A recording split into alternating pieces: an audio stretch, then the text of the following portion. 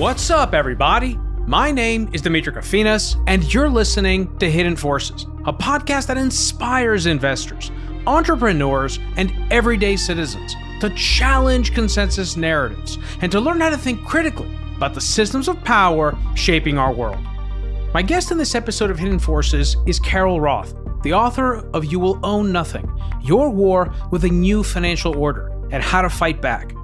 The argument that Carol makes in the book is that we are on the precipice of a new financial world order, one that will fundamentally change the fortunes of hundreds of millions, if not billions of people across the Western world. How this new order is being brought about, and the role being played by international organizations, governments, and multinational corporations in facilitating it forms a large part of today's conversation. Carol and I devote the second part of today's episode to examining the deeper technological, socio-cultural, and spiritual forces that are driving people's awakening, how to differentiate between the fear-mongering misdirection of many media entrepreneurs and other more credible sources of information, and what we can do to fight back, what we can do to regain control over our finances, over our lives, and over the narratives that define our reality. If you want access to that part of the conversation, and you're not already subscribed to Hidden Forces, you can join our premium feed and listen to the second part of today's episode by going to hiddenforces.io/subscribe. All of our content tiers give you access to our premium feed, which you can listen to on your mobile device using your favorite podcast app, just like you're listening to this episode right now.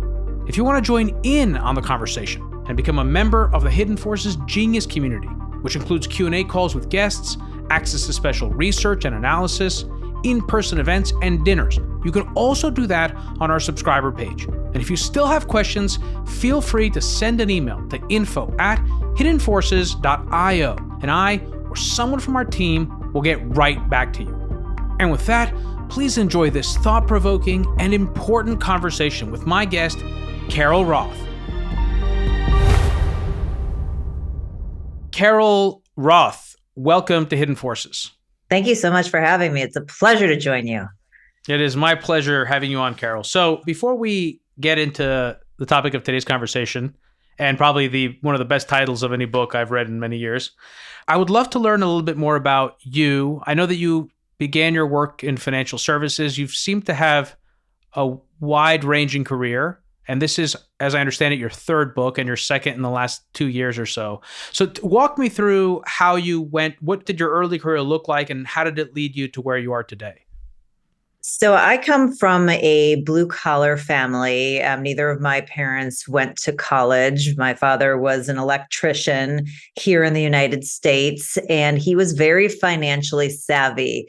So he was the kind of dad who, when I was 10 years old, opened a credit card for me so that I could establish a credit history, even though he didn't have the formal education. He knew how important that kind of financial savvy was. So I was always interested in finance, and I ended up being the first person in my family to get into college. And I got into a really good one here in the United States, the Wharton School at the University of Pennsylvania, which was the top undergraduate business program. And coming from where I did, I had absolutely no idea what that meant or, what it was that I wanted to do. But one thing that my dad had taught me was that, we are not people who take on a lot of debt, but he also couldn't afford to send me to school. So that was the trade-off. Okay, if you're going to go to the school, you have to make sure that you can pay it down a certain amount of time. So as I'm running around school, I'm asking all of these people who are much better connected than I am, what do you do? How do you make this work? And they said, well, you have sort of two choices. If you're somebody who likes to go very deep into something, you become a management consultant. And if you have ADD, you go into investment banking because you get to work on all different kinds of deals at one time. And I said, I sound much more like the latter. So that's what I did. Having no idea what that even meant is I started my career in corporate finance, and investment banking means a lot of different things to a lot of different people. My primary function was helping these entrepreneurial kind of mid-stage growth companies raise capital so that they could expand their businesses. So if you've ever visited the United States and been to a cheesecake factory or ordered a Papa John's pizza, those were the kinds of companies that I helped raise money so that they could expand expand and also do things like mergers and acquisitions and whatnot. And so when I graduated in the mid 90s, I had $40,000 in college debt, and I paid that off in a year and a half through severe austerity and, kind of went about my career. And one of the things that happened while I was an investment banker is I would get these calls from small businesses who really needed to have, important financial advice, but certainly couldn't afford to pay the investment bank. And I thought that that was really unfortunate. So when I decided I'd kind of learned everything that I needed to there, and I did quite well, but it just wasn't, what I wanted to do. It was kind of a thing of necessity. Then I started looking at different ways to really help kind of the underdog, the average person, the small business owner succeed and to grab onto, the proverbial American dream and those wealth and success and creation opportunities. And I found that the media was a place that maybe I could do that and to get messaging out more at scale so that it was able to reach those people who couldn't sort of pay those retainer fees. So throughout my career, I've done a lot of things. I still have the ADD. I'm a collector of experiences. So as I said, I call myself a recovering investment banker because you never really get out of deal making. Someone's always pulling you back into that. And I invest in some companies and sit on boards, do the TV punditry, have written now 3 books. I am the outsourced chief customer officer for a business in the collectible toy world. So I just, I have all these different sort of things. I write an economic newsletter. So I have all these different sort of things that I do, that I've kind of set myself up to be able to do. But core to many of them is this idea of trying to preserve freedom, opportunities, particularly in the wealth creation realm for everybody who wants to take advantage of that. So first of all, kudos on paying your student loans back in a year and a half. Is that what you said? A year and a half or 2 years? I mean, and I was going to say, if you're going to take out student debt, I can't think of a better place to do that at than Wharton, because that gives you the best shot you can to actually pay it back. So smart going there. I'm curious for someone that got into media. So actually, let me ask you, when did you first start going on television or radio? Like, how did that begin? So it was radio was probably a little bit earlier, but the TV, the kind of like constant media thing, it's been about 13 years now. Okay. So after 2000, we still had the media. I mean, the internet was still there. The blogosphere was out there. Yeah. So, but I was not on social media at the time, and I was just kind of starting to play around with that. I think I got on Twitter on March 2010. But I had a dear friend who's now passed on, who's the one who actually started my account. And she tweeted for me for probably the first, 3 to 6 months. I didn't even go on the platform. But when I left investment banking, one of the things that people always told me is like, oh, you have one of those personalities that would be great on TV. And I'm like, I don't even know what that means or how you would do that. So one of the first things I did was I got my brother-in-law to grab a camera and to shoot these videos. And I put out a call to different people and who had entrepreneurial ideas. And we did something called the Fired Up Assessment, where we would assess if they had a good business idea or not, if they should just quit their day jobs. And so that was kind of fun. And I would put it on my own website. And then, it just sort of started morphing from there. I also had a radio show that some woman found me. I have no idea how she even found me, from Pittsburgh. And she liked me as an interviewee so much that she invited me to be her co-host. And so I kind of co-hosted this business radio program for some period of time as well. So I just kind of fell into these things. I mean, really at my core, Demetri, I would like to be a game show host. Like this stuff is way too serious. I'm kind of a fun person at heart. I'd like to just give away money to people, right? Just, hey, here's a sponsor who wants to pay you. Let me give you $25,000 if you can answer this question. That would be much more interesting. But, I kind of went through the path of least resistance and, business and small business. And these are things I can talk about. And then it got completely morphed during 2012 when Mitt Romney ran against President Obama because he was in private equity. And they said, oh, we need somebody who can explain private equity to people. You're an investment banker. Why don't you do it? And I'm like, I don't know anything about politics. And now I'm, deep in the middle of it. So sometimes you lay these plans out and you just never know what's going to happen. But I'm sort of one of those people that if like an interesting road's in front of me, I'm going to venture down it for a while and see if something interesting is there. I get that desire to do something less serious. I don't know if I would pick game show host. It used to be professional athlete. Nice. And then as my sort of like dream alternative life. But recently we were up in London and we were taking some meetings at the Soho House. And it was originally just for artists. Now there are a lot of business people there, but there are a bunch of artists there. And I was just thinking, man, that would be really great. Because with being an artist, a musician or something like that, one of the cool things about that is you get to reach a very broad audience, like a huge and broad audience in a way that you don't necessarily when you're doing really geeky, nerdy, sort of high intellect type pursuits. So, right. Well, I have to ask you, what kind of professional athlete would you like to be? Like, what's your sport of choice? I think that the sport that I would have probably picked is basketball because it's nice. It's such a healthy sport. The types of injuries that you endure there are not as bad, or soccer. It would be one of those two because you're running a lot. There's also a lot of short bursts. So anyway, I just think and I love the idea, not to go down this road, but I always love the idea, especially today when we look at these athletes and how far they're able to go and push their bodies. Because of the advancements in modern medicine, I love the idea of having an entire organization dedicated to my health and longevity. So, besides the fact that it's just fun being a professional athlete, having, people massaging me, being optimizing my body and really seeing how far I could take it. That was something that I always thought was a lot of fun. So that wasn't, how I expected this conversation to begin. but here we are. I always kind of take us in a different direction. Yeah. So as I said, this I think is your third book, right? It is. And I swore I wouldn't do another one after the first, and here we are, number 3. So. Right. So just give me just a brief sense of what your previous books were about. And the reason I asked that is primarily so I can understand the through line from what you wrote about then to what you're writing about today and what inspired you to write the book that you have published today.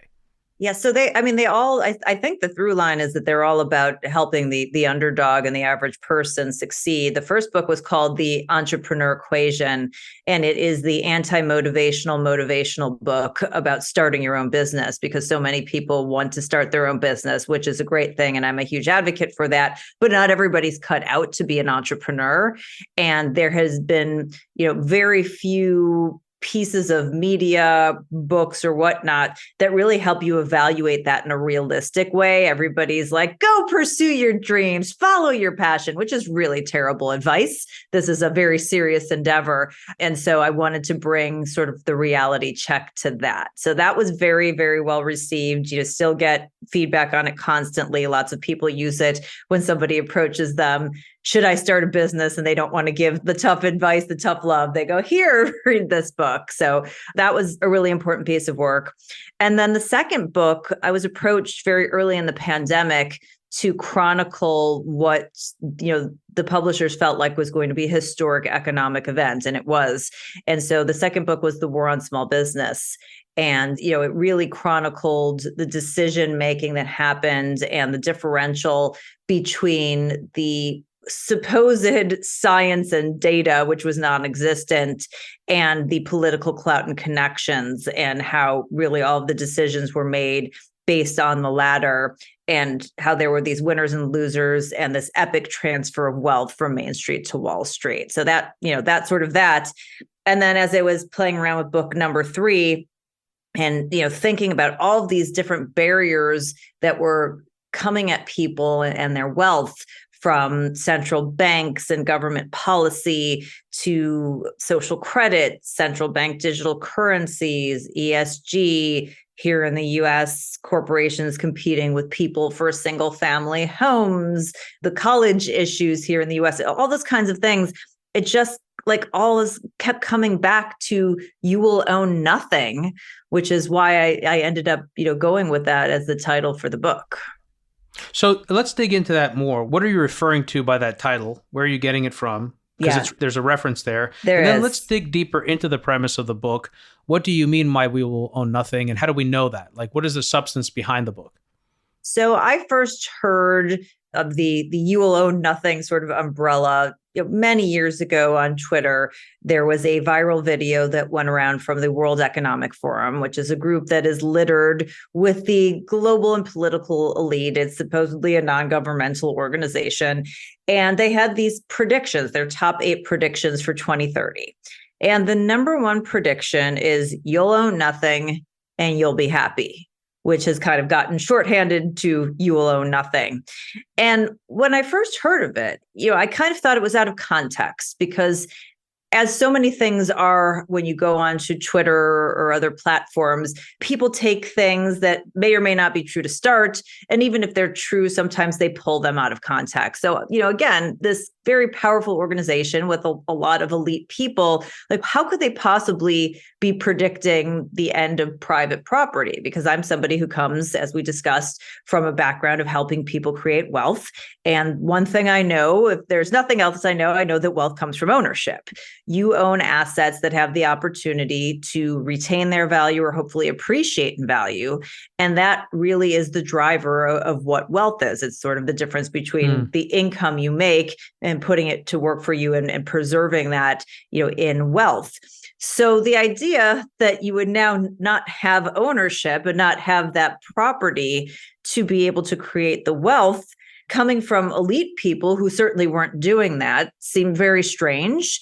And then, the idea through history that obviously people who didn't have access to ownership were not only unfree, but very unhappy. I just thought that was wild. And it didn't take very much research to find, no, that was in fact a prediction. It came from their global future councils, and that it wasn't the first time that they had put out that prediction or some kind of derivative of it. They had this video, that particular prediction came from an article that was, a woman had written with this kind of futuristic dystopia she called it a utopia, but it's dystopia in my perspective about, I'm going through the universe and isn't it great I don't own anything.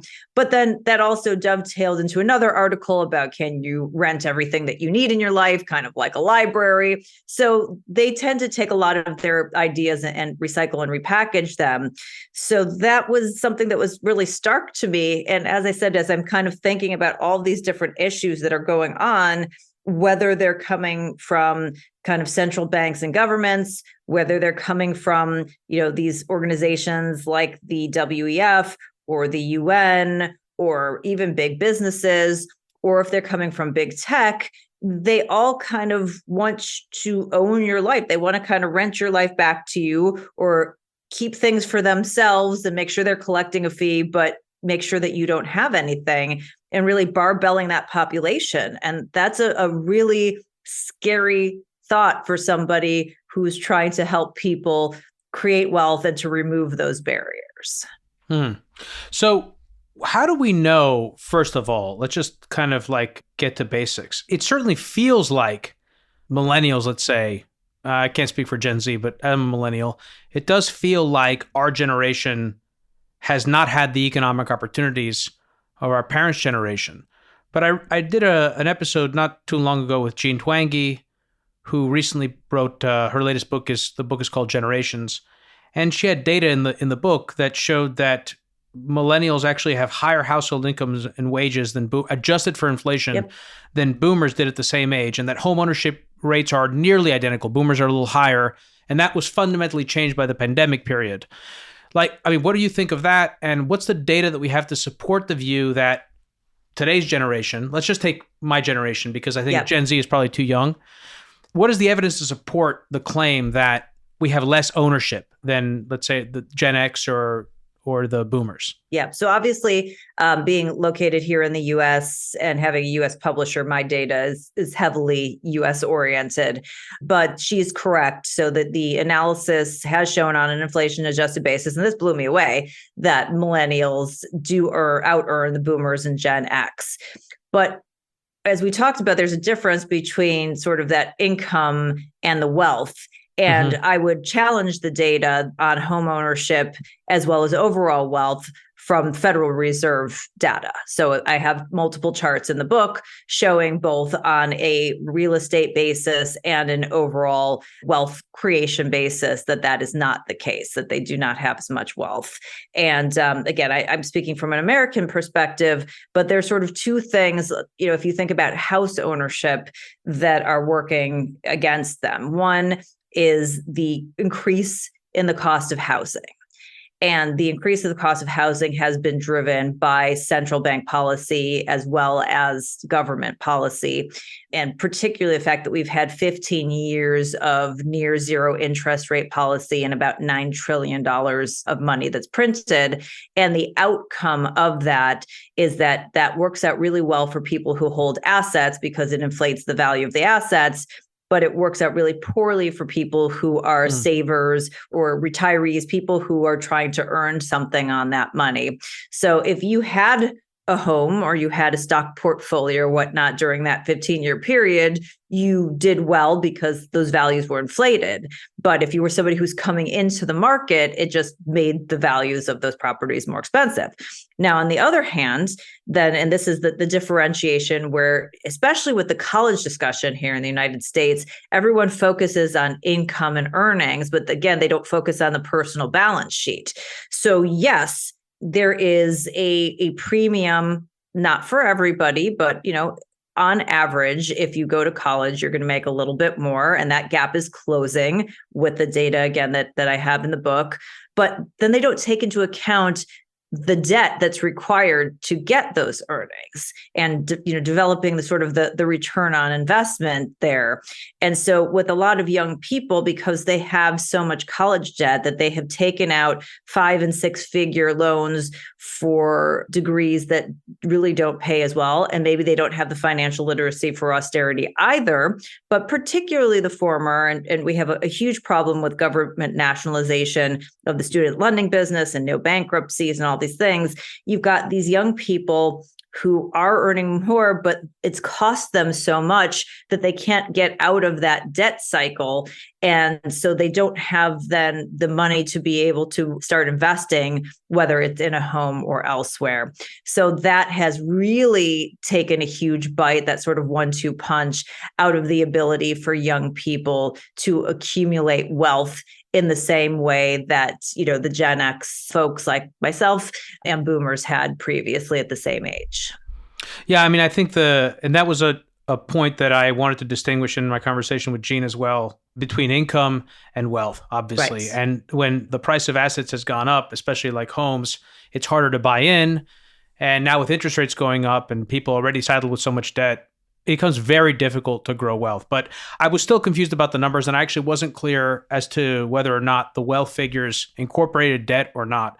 But be that as it may, let's talk about the larger premise of the book. Now, I think you put forward a hypothesis that it seemed to me, at least, this is more or less an explicit effort. I mean, you stated in the book, it's an effort not to dominate, I think you said, not to dominate the U.S. government, but for the U.S. government and other malevolent forces, global elites, corporations, you'll have to say exactly because I can't remember what words you used. It's an effort by this sort of cabal of nefarious forces to dominate you. So it sounds very conspiratorial. It does. Walk me through the substance behind the claims that you make. Tell me what the claims are. Tell our listeners what the claims are. And then tell me what supports those claims. How do we know what you're saying holds any merit? Yeah. So one of the things I really wanted to do was to take the conspiracy element out of these discussions. Having the background that I do, having more than 600 sources and citations in the book, and really in many cases, just letting the people speak for themselves, direct quotes, direct information from what they're saying and what they're doing. And I think that we should frame it that it's not like people are sitting around a table like, how can we screw over the little people? Ha, ha, ha. At least I don't think. My hypothesis is more that we have a shifting change in the global financial order, which also sounds conspiratorial, but I'll get to that in a second. And that you have these elites who are looking at it and saying, okay, the financial stakes are shifting. We can just see if this plays out and, maybe we come out on top or get a good piece, or we can try to do what we can to control it and shape it. So, New World Order sounds very conspiratorial. The funny thing is it's very much out in the open, and it's also very much a part of history. So right now, the US has been at the global center of the universe for about 80 years. And for those of us who are here in the United States, we've never known anything different. We've lived through an incredibly prosperous time.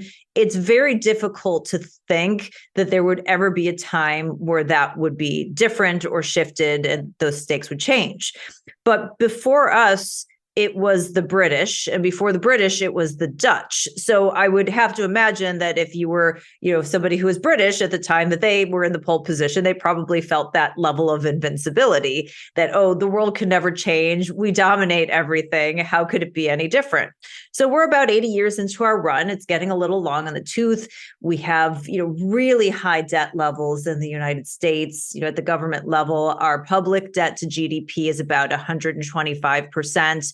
Groups like the IMF and other major financial institutions have said in the past that it really kind of tops out in your ability to make this sustainable at around between 70 and 80%. So we're far past that, and we have a lot of unfunded liabilities. It's the estimates that I sourced in the book was close to about 130 trillion. So you've got that aspect of it.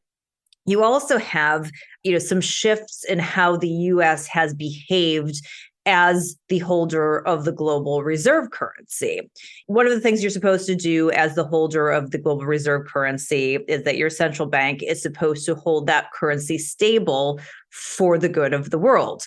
They're also supposed to do that domestically. Sometimes those two things basically battle each other. It's called Triffin's dilemma. And the central bank has to make a decision. And they've made some, it started out making decisions, we're going to save the domestic economy. At this point, they have managed to do neither. They have managed to not keep the US dollar in a good, stable position for the domestic economy or for the good of the world. On the global stage, that becomes an economic and national security issue, because you have commodities that, given that we are the reserve currency and the main trading currency, that are priced in US dollars. You have food, you have energy that are primarily, that's how they're priced. And so if all of a sudden your dollar doesn't buy the same amount that it used to, it takes more dollars and it takes more of your country's wealth to be able to feed your people and get them energy. That's a terrible outcome. So I completely understand, if I were another country, why that would be unpalatable and why they wouldn't want that to happen. Another thing happened when we get to February of last year, when you had Russia invade Ukraine. The level of financial sanctions were, at sort of a scale that we've never seen before, with the turning point being that we fully weaponized the US dollar by the Biden administration not letting Russia have access to their reserves. And they got their allies, the ECB and the Bank of Japan, to also do the same. And so now, again, who wants to give the US the privilege of being the world's reserve currency and the benefits that go along with that, including cheap debt financing of the government, if they're going to all of a sudden one day say that you can't have access to your reserves any longer? I mean, that's just insanity. So we have these kind of situations that are, again, fully the fault of the leadership in the United States, that are creating these issues for different players around the world who, probably didn't want the U.S. to be in the pole position anyway, but tolerated it, to now say this is becoming completely untenable for us.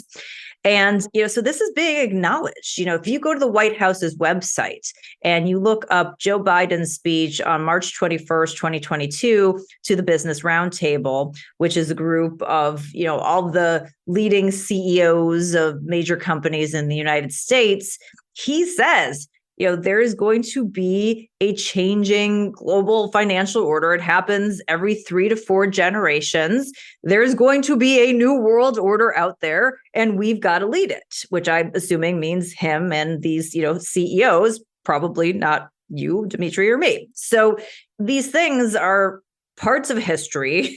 The people are saying them loud, and they completely make sense within the financial context. So you may want to think that a new world order is a conspiracy, but you just have to type in Joe Biden New World Order to Google, and you can find all these major outlets, including the White House's website, saying it aloud. So I remember that speech. I actually heard it in real time. I walked away with a different impression of it, and we should talk about that. But before we do, I should also say, I think the term New World Order, in my experience, can mean different things. But traditionally, I think what it's referred to has been the projection of American imperial ambition into a vacuum of the collapsing Soviet Union. You know, George H.W. Bush talking about a new world order in the early 1990s and this idea of international governance and American empire. That's how I've traditionally thought of it. When Joe Biden gave his speech, when he talked about there's a new order and we got to lead it, I think that expresses a genuine concern on the part of the Washington consensus, whatever, again, and it would be useful in the course of this conversation to see if we can try to find some way to bring a concrete silhouette or draw out what it is that we're talking about here. Because I feel like so many of us have a sense of something, but it's very difficult to capture it. And I think that's always a problem. And I'm a huge fan of frameworks. And this is a big part of what the show is about. And I think with a good framework, people can navigate the world much better. So I want to try and do that. But my sense of it today is that when Biden talks about this order, what he's really talking about is there is a new pole of power in the world led primarily by China for reasons that we can talk about. The Russian economy and the Russian government, that society is oriented eastward. I think there are all sorts of ways in which we could have dampened those effects. I think, again, that's a whole nother conversation. But I think that speech, the way I interpret it, was really about geopolitics. I didn't interpret it as this kind of global elite effort to dominate the citizenry of the United States. Tell me why you didn't view it that way and you saw it much more in the sense of like NWO, sort of 1990s black helicopters, sort of this is a global conspiracy. Well, I don't think that it's a global conspiracy. As I said, I think that, he's saying this to a room full of business people. And this is why, I'm framing it in a financial standpoint, that we have been the center of the financial world. And that, becomes important for geopolitics as well, right? Because if you're in a military alliance with someone or you're providing them weaponry or whatnot, they're more likely to hold your reserves and, do business with you and whatnot. So it has those geopolitical implications. But what he was saying was that the shifts every 3 or 4 generations is exactly what I was trying to communicate, is that having the pole position in the financial universe shifts on a regular basis. And we've seen that throughout history. And so he's telling the business people, like, it's going to shift again, and we have to grab that. And again, I don't think it's this kind of cabal Bond villain thing. I think it's a protection, just basic human nature, greed, protection of their power and wealth. They see that stakes are changing. And so are they going to just let stakes change and hope it works out? Or are they going to proactively do things to make sure that they're on top? And what we've seen time and again is this willingness to make sure that they have things and not really care what that means for everybody else. And a lot of times you do see this barbelling of a population as changes happen and it moves towards central planning happens. If you look at what happened to Venezuela and their sort of shift from, top 4 or 5 wealthiest country in the world to having a median net worth of 0 throughout their population, you see this kind of like culling out of the middle class, where you have the people who are well connected and they do well, and then everyone else who doesn't do very well, which is very opposite of what sort of the American promise and the American dream is, and the level of prosperity that has been broadly distributed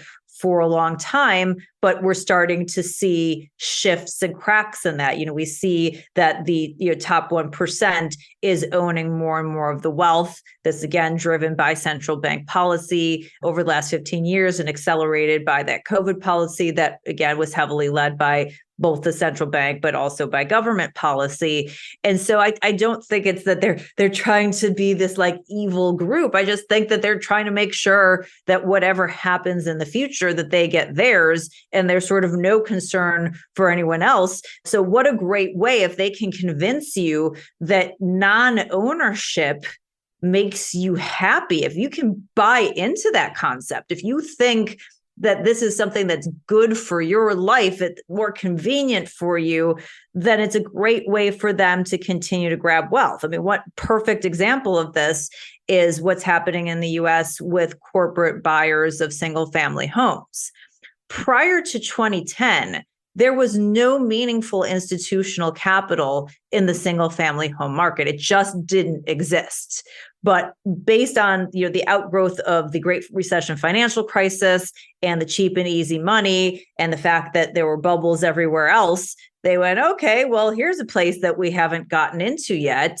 The last year, 1 out of every 5 homes that was sold in the United States was sold to a major corporate buyer with the intention of not fixing it up and selling it to a family, but of renting you the American dream. And I go through, I look at their filings, their 10Ks, their annual reports, and I actually pull those out in the book so that you can read them. So they look at this as an opportunity, a golden opportunity, and they try to sell it as we're making this so convenient and amazing for you, when the house is the number one asset in terms of value across all demographics in the United States, but also in many other places around the world, including, by the way, China, even though they don't actually own it, it's a long-term lease, but that's the major driver of their household wealth too. So again, it is nefarious because it's a horrible thing to try and take away people's wealth creation opportunities and sell it to them under the guise of sunshine and rainbows, but it's not this, like you said, black helicopters and everyone sitting around the table and going, how can we screw the world and take it over in a bond kind of scenario? Yeah, although also to be fair, I mean, the reason I brought up the black helicopters is because German troops in Texas and the UN sending, international convoys into the United States, that was really a reference to the particular flavor of the anxieties of the 1990s. I do think that there is, on some level, I don't have any evidence for it, but I do think there is a conspiracy. It's not something that I spend too much time investigating because I don't know how to describe it. I don't know what it looks like. I don't know how it operates. But I don't necessarily think that this conspiracy, to the extent that there is one of elites operating in the international domain, is responsible for an explicit hollowing out of the middle class and this sort of movement from an ownership society to a sort of a subscription-based model that looks increasingly neo-feudalistic. I think there are many sort of self-catalyzing forces that have led to that. Because paradoxically enough, if you look at the Chinese, they're trying to do the opposite right now. They already have an entrenched group of elites who have benefited from an export-led, investment-driven growth model. And they have a policy now of trying to create a more equitable distribution of the country's wealth by increasing domestic consumption so they can actually have a more self-sufficient economy that doesn't depend so heavily on exports and the financing of foreign consumption and Western government debt. I don't know if they're going to be able to succeed at that because there are a lot of entrenched interest groups that stand to lose from it. But I'm curious, what do you think of that counterfactual? Yeah. So when we say conspiracy, again, it's about defining the terms. Are there people who are working together towards these ends? I mean, there's absolutely no doubt. I mean, if you look at something like ESG, it's the same people who are, backing a lot of other crazy ideas, but, the WEF, the UN, people who are associated with the WEF, the Prime Minister of the Netherlands, BlackRock, these same names pop up over and over again. When you see them a couple of times, you can say it's a coincidence. When it's like dozens of times, it's no longer coincidental. So there's no doubt they're working together. You can use the collaboration, you can use conspiracy, you can use whatever phrase, but I don't think the phraseology is as important as what's happened. And certainly something like ESG, which I kind of put in the framework of business social credit, is an attempt to take their ideals and to thrust them upon the world. And, I have to think it's for their benefit. They certainly come out and say that, oh, no, it's, for the benefit of mankind. And somehow, these people are so smart and so amazing and are such good people that they have just everybody else's benefit in mind. But, that's not the case. And certainly each one of them probably has a different reason why they're pushing it and have shepherded it. But the outcomes are those that create bad opportunities and fewer wealth generation opportunities. And as my friend Alex Epstein says, in the case of, oil and gas related things, less human flourishing. And then you would have, if left to our own devices, they're really trying to push and shape things in their own decisions. So I think that's pretty explicit. And if you look at the things that they've said and the things that they've done, that's sort of the clear outcome. There is, there may be other outcomes as well, but from, I'm a finance person, so I'm going to view this through a financial lens, that there's no doubt that this is something else that pushes you towards you will own nothing. And I think that's the point, is that each one of these kind of forces is probably doing something a little different. The big tech's approach is different than the World Economic Forum's approach, is different than BlackRock's approach, because they all have different objectives.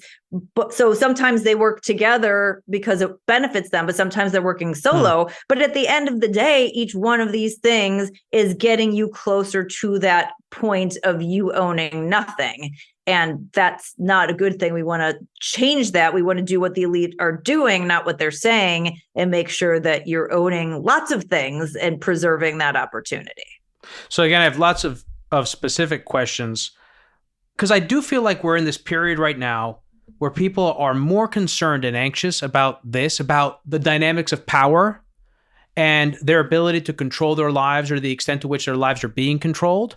And when I bring up the conspiracy stuff, the rabbit hole that emerged from the whole Jeffrey Epstein sex trafficking ring and his seemingly implausible suicide is giving credence to very long-standing conspiracies and instincts that people have about entrenched power structures running the planet, and trying to differentiate between overly paranoid conspiracies and actual plans to, whether it is depopulate the earth through an assault on family formation, disarm the population so they're easier to control, or divest people of their wealth and their ability to exercise agency and autonomy over their lives.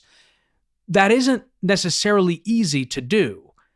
And so we'll probably have to leave that part to the second hour, Carol, because I actually want to bring this conversation back to something you said earlier about the US dollar. I think the words you used were, it's not stable, or the US dollar isn't stable. Is your view that some of the inflation that we're dealing with today is foreign exchange related, or were your comments about the dollar's place in the world, like a conversation about, or a view about dollar dominance? I didn't quite understand.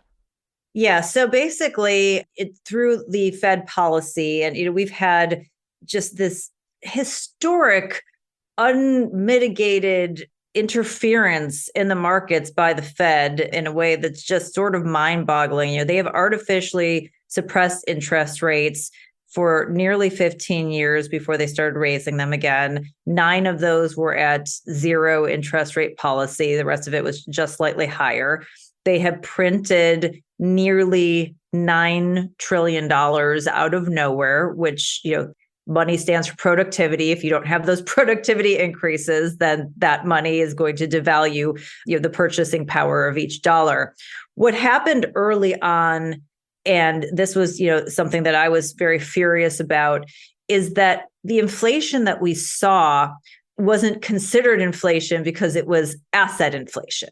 For some reason, they don't consider asset inflation to be inflation because, of course, it benefits the wealthy and the well-connected. If you're owners of assets and those increase in value, then that's, they think, a fantastic thing for them. And it wasn't until that we got that direct stimulus to the consumer via COVID, where you really started seeing it. On the other side, you started seeing the price inflation, not to mention all the other, shortages of, supply and labor and whatnot that went along with really bad COVID policy. So it was sort of this 1-2 punch.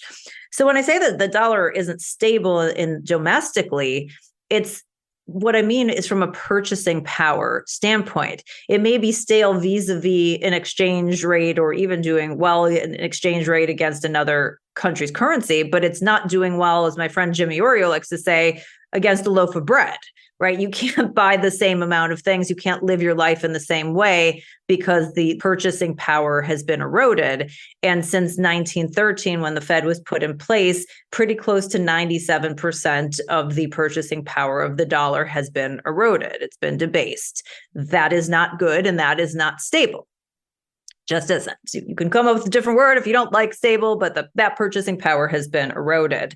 And then, my point is that usually that you would think the trade-off would be is, okay, well, maybe you have to take a little erosion here in the United States to keep that dollar, stable, or the purchasing power stable on the global stage. But we've exported the inflation that we've had over the past several years.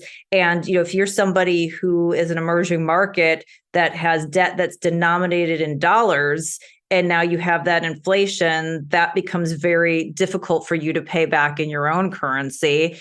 And as I mentioned before, with the countries that import, you have to take a China that is a mass importer of energy and food. Now they have to pay for that in dollars, and those dollars aren't buying enough. So that's what I mean about the U.S. dollar stability. Now, in terms of what happens in de-dollarization, that's a whole other story and an unraveling. But the fact of the matter is, I think it was Luke Groman who said, he did a study basically that we've seen our Treasury securities basically been drawn down, and over the past, call it 25 years, early on in that slug, you had other countries that were basically financing our deficits. Since 2014, on a net basis, we haven't had other central banks buying those treasuries. And a lot of that financing has come from the Fed, basically monetizing our money, which again, devalues and debases the currency. So to the extent that, we lessen the dependency on dollars, both in terms of reserves as well as a trading mechanism in the global economy, and not as many of those are needed, that's going to have massive implications here in the United States. The biggest implications for the governments in terms of financing their debt, because there's not the demand for dollar-denominated assets, which means to be able to sell their treasuries, they have to do those at inflated interest rates. So what is your view on the future of dollar hegemony, quote, de-dollarization? This is another common narrative arc that a lot of people have opinions on in the media and from all sorts of areas and perspectives. What is your view on this story? So there's no doubt empirically that we have seen the de-dollarization happen. As I mentioned, it used to be that the central banks were net buyers, and they're no longer net buyers of Treasury securities. So from a reserve standpoint, they're not keeping as many dollars in their reserves. And I see that from a diversification standpoint, as well as a concern over potentially weaponizing the dollar and freezing reserve assets, that there are countries that are going to want to lessen that exposure. And certainly we're seeing attempts, particularly amongst the BRICS countries, which is Brazil, Russia, India, China, and South Africa, with some other folks who are trying to, apply to be part of this bloc, come up with viable alternatives. And all kinds of things are being discussed. There's a conference that's late in August where supposedly some new plan is going to be unveiled. But, we've seen China make some deals to try to settle in their currency. Now, if you don't think that the U.S. currency is trustworthy, I'm not really sure why you're going to think that a Chinese currency is trustworthy. But one thing that they have been doing is that they've been buying more gold, and they have been offering it, not a one-to-one backed yuan, but at least settlement opportunities, credible physical settlement, that if you're not buying things back in yuan, that you do have the opportunity to make an exchange for gold. So that's, one of the things that are floating out there. What I see happening is that you will probably see either a lessening of a reserve, or, you've got the U.S. government who's still running these insane deficits. I think the U.S. deficit for this fiscal year is projected to be something like $2.1 trillion or something on that order. And if there's no central bank demand to stop that up, and right now there's more investor demand because the yields are so high, but at some point that's got to give too. You can't keep financing that at crazy prices and there's nobody to buy it, which means that the Fed is going to be the only buyer of it. I think that's going to be a problem. And then I think that based on what we're seeing with this shifting global financial order is the desire to find alternative ways to trade and to settle outside of using dollar. And the dollar dominates the trade and the settlement piece of it. People talk about the reserve holdings, but they don't really talk about the other side. But we have started to see, again, a little bit of a drawdown there, not as much as we've seen on the reserve side, which has really massively accelerated, particularly in the last year. But I do think that on the trade side, that whether it's a basket of currencies, whether it's something gold backed or whatnot, there are going to be attempts to try to shift that dollar hegemony, as you talked about it. And it doesn't mean that the dollar goes away or that the economy completely collapses tomorrow. But it does mean that things change for Americans who have lived through this period of prosperity and have been in this pole position, with things being more expensive on a overall basis, and potentially, depending on how these blocks align, maybe not having access to certain goods that we need. And then I think that this, potentially creates military issues and whatnot. One thing that was interesting in my research is that obviously not every war brings about a new financial world order, but every time we've had a shifting of this global financial pole position, it has been preceded by war. So, that is often a catalyst for a reset. And we know that U.S. has a ton of debt. A lot of the European countries have a lot of debt. You have these kind of changes that are going on in the emerging markets and the BRICS. And does that bring everybody to the table to try and agree to something else? So there are a lot of different ways this can play out. And there are a lot of different factors that will change how this plays out. So we can see the trajectory. We don't necessarily know the duration. And we have a slew of possible outcomes. But I think the messaging here is for you to prepare yourself for at least some level of chaos and shift, if not a complete change, so that you're not in that scenario and all of a sudden, like just trying to sort it out then. It's kind of like if your house is on fire. You want to make sure that you've thought through your escape route and that you have insurance before that happens, because if all of a sudden you see a flame, like that's a really bad time to start planning what it is that you're going to do.